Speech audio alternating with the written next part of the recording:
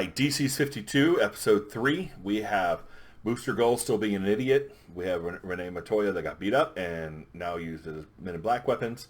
The question is still out there. Steel got fused with metal and blew up his lab, and Lex Luthor's back. That can't be good. And somebody's stealing scientists. A lot of stuff going on. Let's dive in.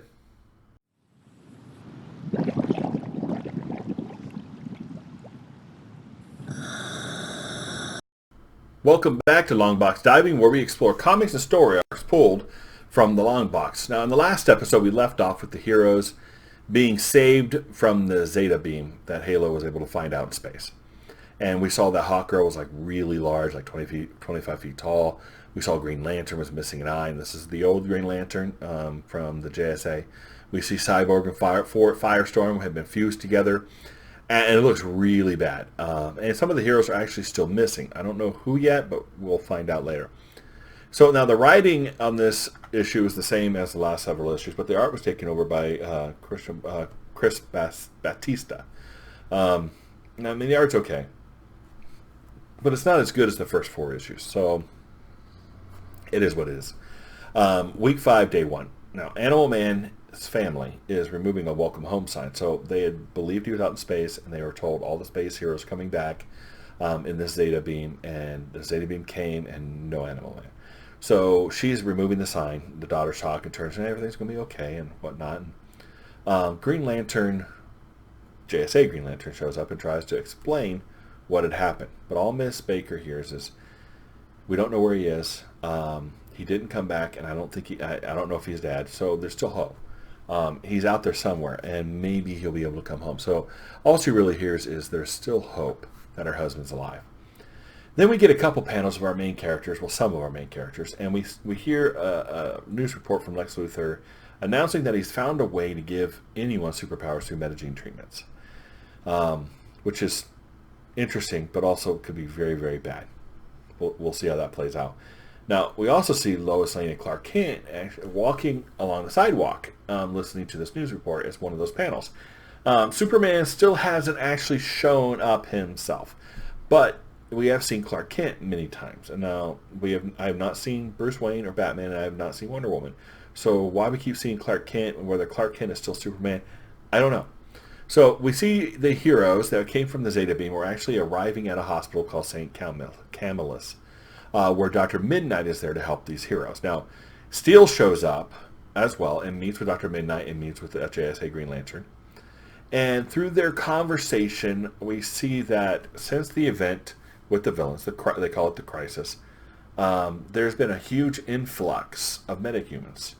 A lot of people are getting powers, and they're all coming to this place, and they're receiving help. First thing, Dr. Midnight takes Steel in, and they show Cyborg and Firestorm were still fused. And they've been put into a time-freezing drug until they can figure out how to separate their nervous systems. It looks bad. I would not want to be fused like that. I don't think anybody does. But, we see Adam Strange, they talk, Green Lantern of the JSA talks about how Adam Strange did his best to save everyone in the Zeta Beam, but there's really only so much he could do. So Mal Duncan was on the Titans. Now, he didn't really have a lot of powers. He has some ability to open a portal or something. And now we see that thing that was embedded in his chest is actually Red Tornado's speaking apparatus. Now, we see Steel in his costume.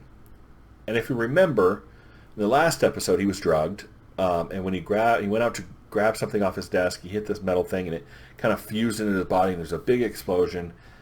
And we haven't seen Steel until now, and so we don't know if that's really him. Is he really okay, or is he fused in it? Now, Midnight mentions that he was wearing his armor, and he wasn't before. And Steel says, well, I'm hoping to make everyone comfortable. That's why I wore it. But something's going on here. I just don't know what it is yet.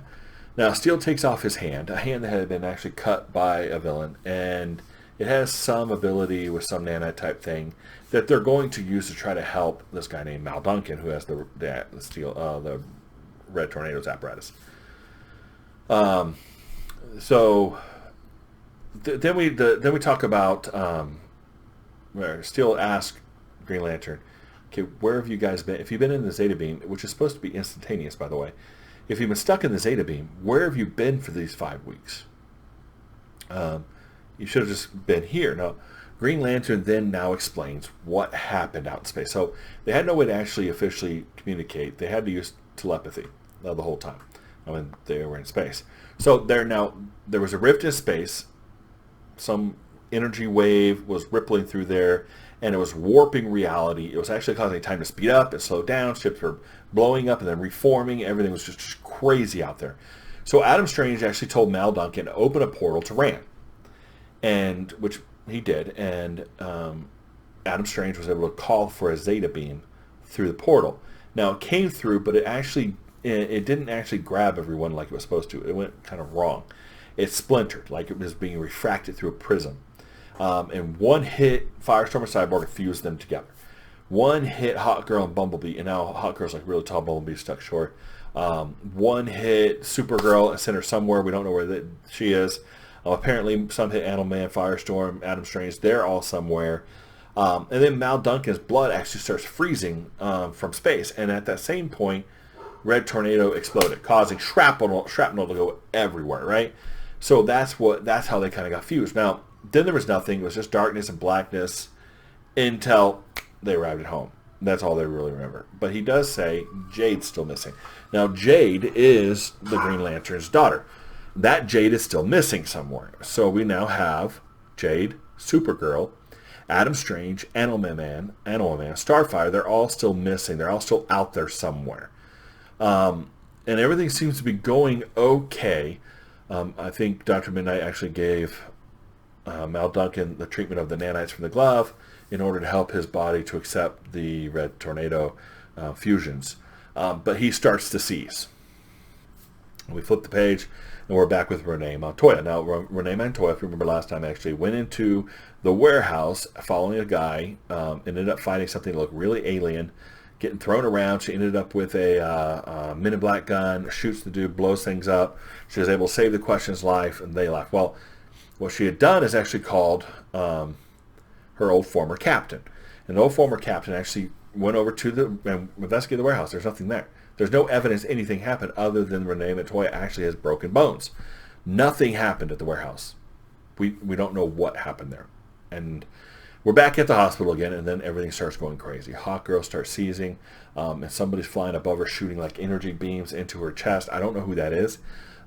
Steele sees that Duncan is seizing, and he actually grabs like a electrical panel and shocks him with his hand. As soon as he does that, restarting his heart, Mal Duncan shoots straight up and shouts, "It's coming, 52, 52." That was apparently, and Green Lantern says it, that was apparently Red Tornado's last words. Don't know what that has to do with anything yet, but it matches the title, so obviously it's going to be important. Then we see week 5, day 7. We see Animal Man and Starfire are on an alien planet taking a bath. Now, the Starfire files that love this will like these panels. They're in paradise. Lots of fruit, lake, taking baths. It's just craziness. Now, Starfire keeps eating the fruit, but I don't see Animal Man eating fruit. And we also see Adam Strange over there working on a makeshift spaceship of some sort. And both his eyes are missing. Now, Animal Man says, hey, he's missing his wife. He really wants to go home. And Starfire's like, hey, you're trapped on a tropical planet. Why would you? I want to go home. I want to see my wife. But he says, my senses, I can sense the animal creatures on this environment. There's something here that we really need to get off this planet before the sun goes down. And then we go, that's the end of the issue. So then we flip over to issue 7. And then we're back to Joe Bennett's arts, which is really pretty good. So week 6, sorry, not week 7, so issue 6. Booster Gold stops a criminal. And you see the criminal, you see the news report. Booster Gold has stopped him. And then you see Booster Gold actually meeting with that very same criminal. And the guy takes his helmet off. And come to find out, Booster hired this guy to be a criminal, to do this thing. And then Booster came and saved the day. And apparently he's doing this because Skeeter is on the fritz and can't really accurately predict the future, so they can't accurately stop crime because he's not where he's supposed to be to stop that crime with the biggest bang. His strategy is really not doing very well, and now it's going from bad to worse, where he's actually hiring criminals, which is criminal, to commit criminal acts so he can save the day. he's going to get in a lot of trouble. Now, Booster is really kind of rude to the dude. And it's like, here you go, don't spend all this money in one place, blah, blah, blah. I mean, he was just really just a jerk. And I really hope this doesn't come back to bite him. Well, actually, I do hope it comes back to bite him. Yeah, Booster Gold's kind of a jerk. I'm not a fan right now. We then get this 2-page spread where the Green Lanterns, Hal Jordan, and John are actually fighting the Chinese their superheroes, over the possession of an alien and his ship. Now, Green Lanterns are the space police force, and they're there to apprehend a criminal. Problem is they entered sovereign airspace of the Chinese government. The Chinese government's like, we'll handle these criminals. You shouldn't be here. And they're now fighting over this group. Now, I actually like the Chinese superheroes. I like the concepts and the Chinese mythology they put into this thing. It's very, very good. But the fight scenes are really cool. A lot of battling, a lot of fighting, a lot of different powers going on. It was really pretty cool. We flip back over to Dr. Magnus and Professor Morrow. Now, Magnus started looking into the scientists that were disappearing, and he says 15 criminal scientists have disappeared since the crisis, since that incident. And we see one of the guards in there putting in a new surveillance system, because apparently Professor Morrow made a disintegration ray out of some little thing, right? And then we flip over and we actually see in another panel that somebody is actually hacking that surveillance stream in a cell. Now, it looks like the Chinese. The guy's kind of bowing like the Chinese do. But we really don't get a good idea. It just looks like a knock. We don't really get a good idea of who is there actually doing the monitoring. It could be the guy whoever's kidnapping everybody. We don't know yet. So then we go back to the Green Lantern fight, and we see John shooting a willpower rocket launcher. Or bazooka, I don't know what it was. Very cool looking, and blows this thing up. They actually were able to capture the alien, and they're getting ready to make their escape when they're attacked by Black Adam. Here's Black Adam again, the savior of the world, right? So Black Adam sides with the Chinese because the Green Lanterns are invading their airspace, and honestly, they are invading their airspace. There is some legal things here. I mean, does intergalactic law supersede Chinese law? I mean, I don't know. So John and Hal run from Black Adam and the Chinese supers. They cross over into the Russian airspace, and the Russian supers show up. Now it can become an international incident. Hal and John are able to convince Black Adam, hey, you don't want to mess with this. You don't want to start an international incident. You're the one that's supposed to be protecting the world from these kind of things. And he's like, well, you know what? He said, America is done using the world as your personal battleground. No, how's America? Yes, they're both Americans, but they're Green Lanterns. This is a Green Lantern job, not an American job. But, I get it. Okay. So Black Adam doesn't like America. So week 6, day 2, Booster Gold shows up at Rip Hunter's place. And knocks on the door. Knock on this big secure door, right? Can't get in. And they kind of find out it's a time lock. It's set for no way that Booster's getting into this thing. Skeets realizes that the time lock is actually an older model of an AI, the same AI that he is based on, that he can actually talk to the lock. And he has to actually maintain this conversation. He gets the door to open, but he has to maintain this conversation with the lock in order for the door to stay open. So he has to stay up there. So Booster Gold enters this lab, place, bunker, and he goes in there, and we get this 2-page spread. There's a chalkboard there. There's monitors, things all over the place, and we see time is broken. We see all this writing all over the chalkboard. And there's a lot here to look into. We see the Secret 5 with the next complaint. Others. Chimera lives again. The Scarab is eternal. I mean, there are so many things going on this chalkboard that we don't know what is real, what's false, what is there for red herring, what actually makes sense. But Booster Gold's like just looking out like, what? And he enters another room and it just says, it's his fault, it's his fault, it's his fault, like written everywhere. And he's like, well, whose fault is it? And then he gets in there and he sees these papers and it's got arrows pointing at Booster Gold's face and it says, his fault. And Booster's like, my fault? Boom. So Booster Gold, Rip Hunter thinks Booster is the cause of whatever's going on, whatever's broken with time. We don't know what that is yet. So this story it's really been pretty good. In these last 2 issues, we got more clues, more things were revealed. So a lot of good stuff. Nothing really resolved for us yet, but a lot of good stuff. So I guess we'll have to wait till the next episode. If you enjoyed this review, please like and subscribe, and we'll see you next time here in the Long Box.